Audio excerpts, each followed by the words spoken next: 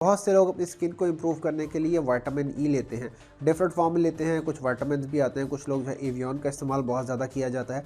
लेकिन आज मैं आपको 5 ऐसी फूड्स बताऊंगा जिनको आप खाने से नेचुरली जो है विटामिन ई ले सकते हैं। सबसे पहले जी आप बादाम ले सकते हैं। बादाम के अंदर विटामिन ई मौजूद होता है और प्रेफरेबली जी आप इसको जो है भिगो के खाएं, क्योंकि जब आप भिगो के सोक करके खाते हैं तो जब इसका आप ऊपर से छिलका उतार के खा लेते हैं तो इसकी बायो अवेलेबिलिटी जो है वो बढ़ जाती है और आपको जो है इसकी मैक्सिमम जो है बेनिफिट होता है।